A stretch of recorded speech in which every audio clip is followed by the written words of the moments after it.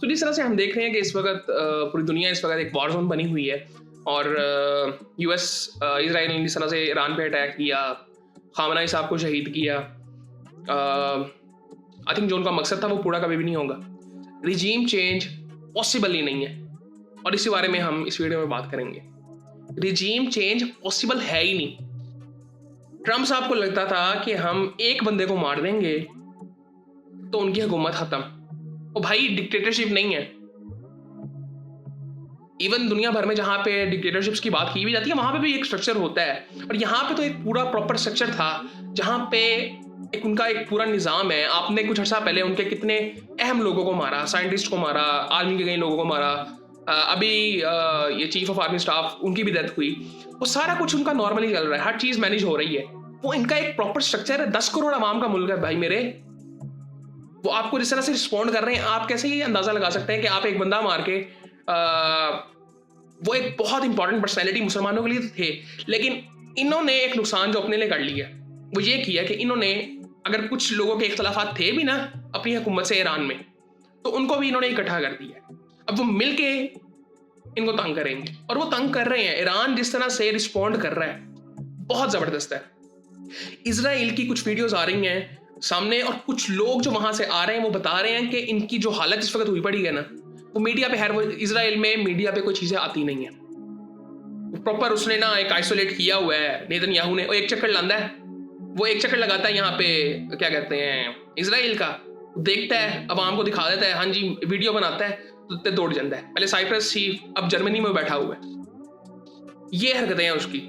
इनमें नहीं इतना मतलब ये होता पानी के, ये आप बात करेंगे कि ये इतने बहादुर होते ही नहीं है। ये खामनाई साहब थे जिनको कहा गया था कि बंकर में रहें। वो अपनी मर्जी से उन्होंने कहा नहीं, घर पे रहूंगा, अपने यहां बैठ के काम करूंगा, जब मौत आनी होगी तो आएगी। सो वो चाह रहे थे कि मैं शहीद हो जाऊं। वो तो कई दफा बात कर चुके थे, तो वो ये चीज चाह रहे थे और पूरी आवाम इकट्ठी हो गई है। उनको इस चीज का अंदाजा था बिल्कुल कि कुछ लोगों के जो इख्तलाफात हैं मेरे से वो भी इकट्ठे हो जाएंगे।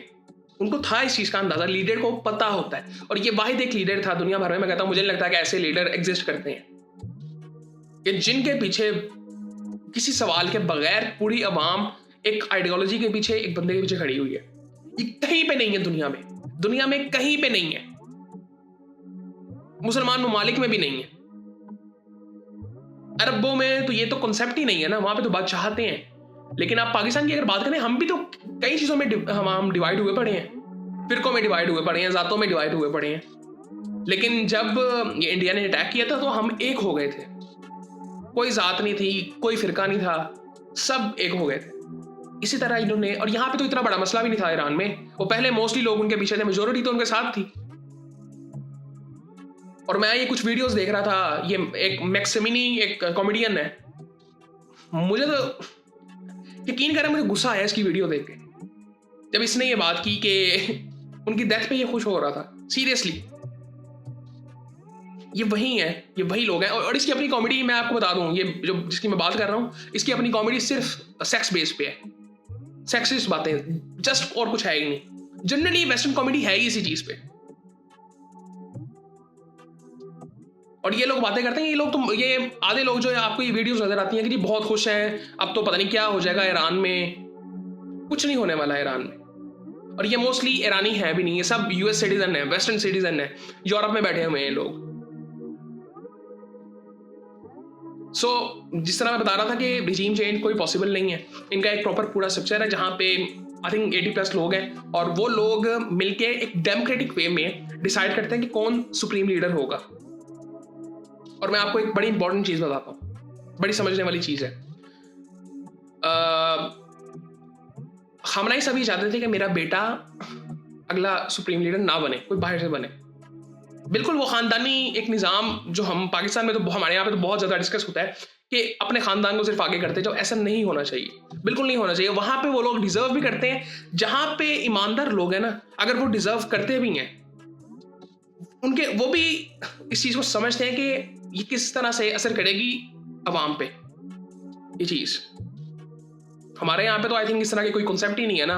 अब मतलब बंदे की तो कोई वैल्यू नहीं है ना, लेकिन जनरली मैं अगर ईरान की बात करूं तो वहाँ पे ये चीज़ें हैं और वहाँ पे उनका नाम नहीं था, लेकिन फिर भी आई थिंक मेरे ख्याल से आ रहा है कि शायद उनको अगला सुप्रीम लीडर बनाया जाए, क्योंकि वहाँ की आवाम चाहती होगी, वहाँ के लोग चाहते होंगे, वहाँ की जो उनकी गवर्निंग सिस्टम है, वहाँ का जो पॉलिटिकल लीडर्स हैं उनके, वो चाहते होंगे कि वो आए, क्योंकि वो आएंगे जो वो कर सकेंगे ना। इस वक्त उनके वालिद की डेथ हुई है, हम तो एक इस्लामिक स्कॉलर के तौर पर, इस्लामिक लीडर के तौर पर उनको देख रहे हैं, बट उनके बाप थे वो, सो वो उसका इम्पैक्ट बहुत ज्यादा होगा और बिल्कुल आ जाना चाहिए, कोई ऐसा मसला नहीं है किसी को।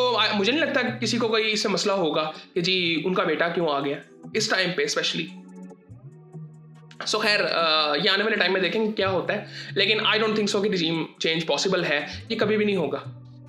और एक इसमें मैं आपको एक बड़ी इंपॉर्टेंट चीज़ बताता हूँ कि यहाँ पे अभी कुछ इंटरव्यूज़ हुए प्रेसिडेंट साहब के वहाँ के ईरान के, और उनसे सवाल किया गया कि जी अगर ये अमेरिकन जो फौज है वो आपकी ज़मीन पे उतर आए, उन्होंने कहा हम इंतज़ार कर रहे हैं। और मैं आपको एक बड़ी ज़बरदस्त चीज़ बताता हूँ, ज़मीन पे ये नहीं जीत सकते, कोई भी वेस्टर्न पावर ज़मीन पे नहीं जीत सकती। इनका जो बहुत सबसे ज़्यादा इंटरेस्ट है ना वो हवाई, ये कहते हैं कि हवाई अटैक करें और ख़त्म कर दें सबको, दुश्मन को ख़त्म कर दें वहाँ पे। ये आमने सामने ग्राउंड लेवल पे ये लड़ नहीं सकते। और ईरान ने आई थिंक ये तैयारी तो बहुत पुरानी थी उनकी, आई थिंक 1984 से ये तैयारी कर रहे थे। उन्होंने जो लॉन्चर्स है ना उनके वो ज़मीन के नीचे हैं, ये ज़मीन के नीचे उन्होंने एक दुनिया बनाई हुई है। और ये इससे पाकिस्तान को ये चीज़ें सीखनी चाहिए, मुझे लगता है कि समझनी चाहिए। अगर पाकिस्तान का ऐसा नहीं है तो पाकिस्तान भी इन चीज़ों के बारे में सोच सकता है, क्योंकि उनको ट्रैक करना मुश्किल है, उनको ट्रैक करना मुश्किल है। उन्होंने एक प्रॉपर पूरी फैसिलिटीज बनाई हुई है ज़मीन के नीचे, जिसकी वजह से यूएस इजराइल उसको ट्रैक नहीं कर पा रहा और उनकी जो फैसिलिटीज है उसको तबाह नहीं कर पा रहा। ये जिस वक्त इन्होंने पहले कहा था ना कि जी हमने जो उनकी वो जो न्यूक्लियर प्रोग्राम उनका वो जो सारा था वो हमने वो सारा खत्म कर दी है, तबाह कर दी है, उस वक्त ईरान ने कहा था कुछ नहीं ऐसा हुआ, उस वहां पे कुछ था ही नहीं। और एक और बड़ी मजे की चीज, यहाँ पे उन्होंने कुछ पेंटिंग जमीन पे बनाई हुई थी जेट्स की, और उन्होंने उस पर अटैक किए बेसिकली, मतलब बेवकूफ बना रहे थे बेसिकली इजराइल और यूएस को, और वो बने भी। ये टेक्निकल चीजें हैं जो कि बड़ी इंपॉर्टेंट है। बहुत जबरदस्त तरीके से ईरान चीजों को लेके चल रहा है पूरी दुनिया। आई थिंक इस वक्त दुनिया डिवाइड तो बिल्कुल है, लेकिन काफी हद तक सपोर्ट इनको मिल रही है। ये अभी आप इनकी बात करते हैं यूएस की, इजराइल की, इन्होंने फोर्सफुली लोगों को अपने साथ वो लेके चल रहे हैं। ये यूके आप देख रहे हैं, वेस्टर्न मीडिया, यूरोप के जो कुछ कंट्रीज हैं, ये फोर्सफुली है, ये कोई अपनी मर्जी से इनके साथ नहीं खड़े हुए। इसी वजह से खड़े हैं कि हमें, क्योंकि इनको कौन देगा हथियार, इवन कौन देगा इनको। आप रशिया की बात करते हैं, मोस्टली कौन दुनिया के सबसे बड़े मैन्युफैक्चरर कौन है? अमेरिका है, रशिया है, चाइना।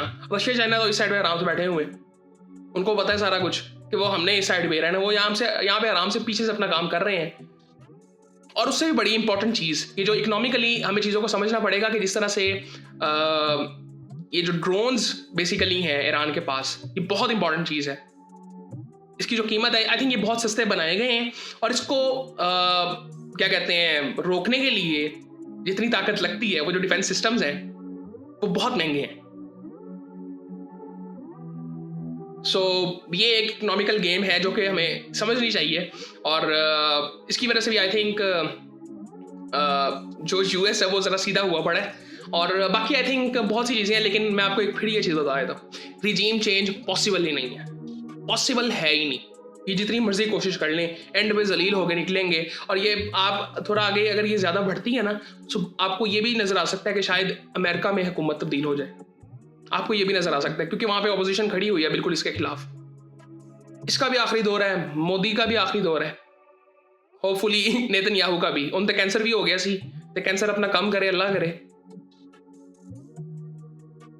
बाकी आई थिंक देखते हैं चीज़ें कैसी होती हैं, लेकिन रिजीम चेंज पॉसिबल नहीं है ईरान में। और क्योंकि ये हमें समझते ही नहीं है। मैं आपको बड़ी सीधी सी बात बताता हूँ, इनको समझ नहीं है ये आइडियोलॉजीज की। वो मैं अभी एक वीडियो देख रहा था कि ये बातें करते हैं हमारे इस्लाम की हैं, तो खुद ये बाबू भी उतर आए हैं। ट्रंप की वो वीडियो नहीं आपने देखी, इसने सारे इनके फादर जो चर्च से आए हुए थे दुआएं करवा रहा था उनसे। तो खैर रिजीम चेंज मैं फिर कहूँगा पॉसिबल नहीं है। चुप करके हाल ये है कि पब्लिकली आगे सरेंडर अमेरिका और इजराइल करे, पब्लिकली, पीछे नहीं, डिप्लोमेटिकली नहीं, पब्लिकली मीडिया पे आके करे, फिर इनको छोड़ना चाहिए, वरना करता रहे ईरान भी इन पे अटैक। और इस वक्त फ़लस्तीन की और जो इजराइल की जो हालत है वो इस वक्त सेम ही है। बहुत नुकसान हुआ है, बहुत नुकसान हुआ है इजराइल में, आपको दिखाया नहीं जा रहा बट बहुत नुकसान हुआ है। आपको ट्विटर में काफ़ी वीडियोस मिल जाती हैं इसकी, वहाँ पे जाके देखें, आपको वीडियोस काफ़ी मिल जाएंगी वहाँ पे। लेकिन जो ये एक प्रॉपर न्यूज़ चैनल्स हैं, यहाँ पे आपको कुछ इतना खास मिलेगा नहीं, क्योंकि एक्सेस नहीं है उन बेचारों की भी। उसने आइसोलेटेड किया हुआ है कि कोई एक्सेस नहीं देता। और ये इंडियन कुछ सहाफ़ी वहाँ से इसराइल से वापस आए हैं इंडिया में, वो बता रहे थे उनकी काफ़ी वीडियोस सोशल मीडिया पे वायरल हो रही हैं, वो आप देख सकते हैं। सो बाकी फिर आपसे बात होती है।